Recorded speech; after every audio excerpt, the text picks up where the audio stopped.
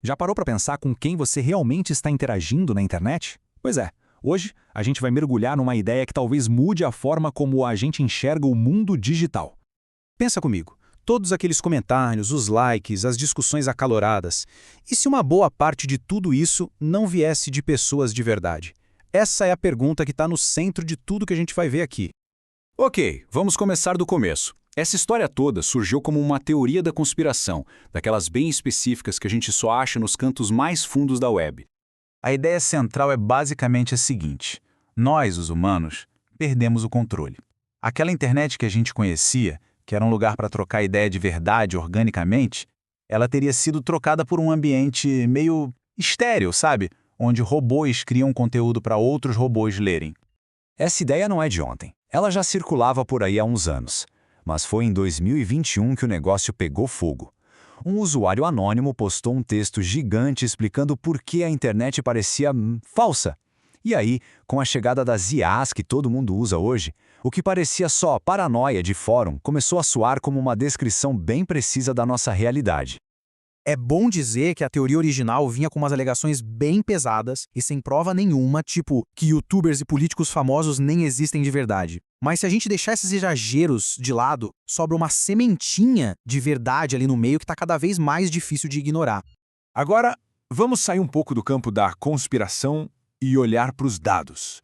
Porque é aqui que a história começa a ficar realmente interessante e um pouco assustadora. Olha só isso aqui. Em 2021, segundo dados da Barracuda, uma empresa gigante de segurança, os bots já eram a maioria. 64% de todo o tráfego da internet não era humano. E o detalhe mais importante, isso foi antes da explosão das IAs generativas. A gente já era minoria. Claro, nem todo bot é um vilão. Existem os bots bons, que são essenciais para a internet funcionar. Pensa nos robôs do Google, que organizam as buscas.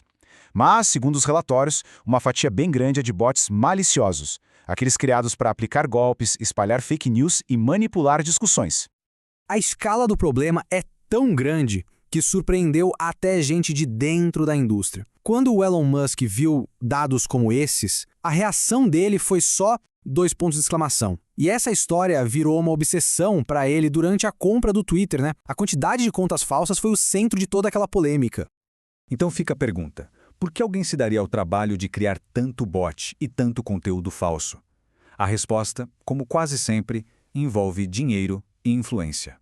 Um dos principais combustíveis para isso é uma tática chamada de rage bait.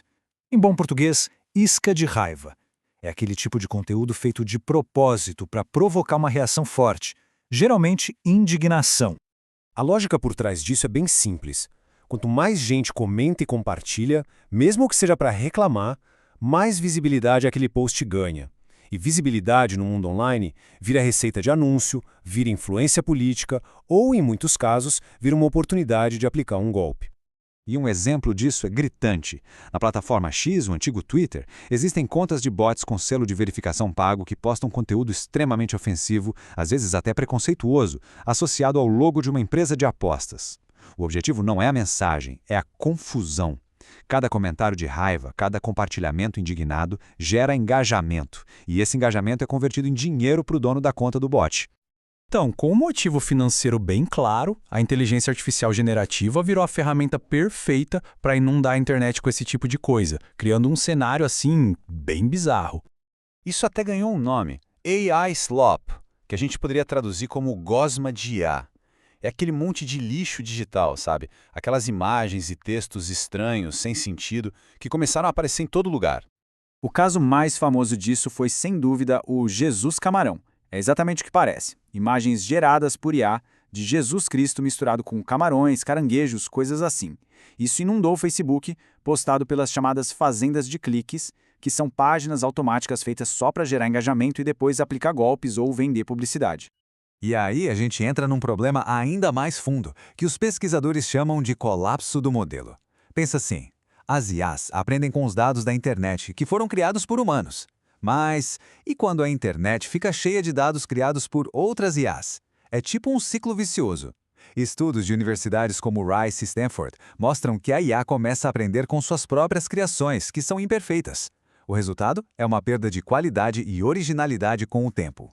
E se antes os bots eram coisa de gente mal intencionada, agora as próprias empresas estão entrando no jogo. A Meta, que é a dona do Facebook e Instagram, anunciou que planeja criar usuários de IA para interagir com as pessoas nas plataformas. A ideia de ter gente artificial conversando com a gente gerou, claro, uma baita reação negativa, levantando um debate enorme sobre o futuro da autenticidade online.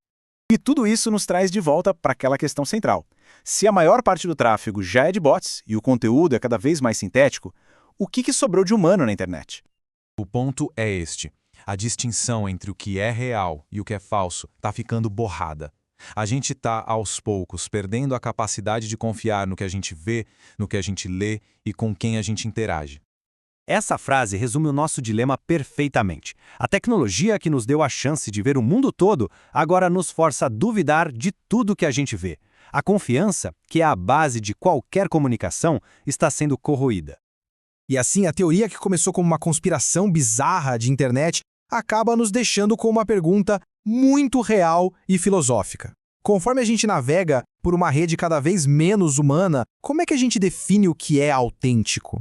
A resposta para isso talvez vá definir a próxima era da nossa vida digital.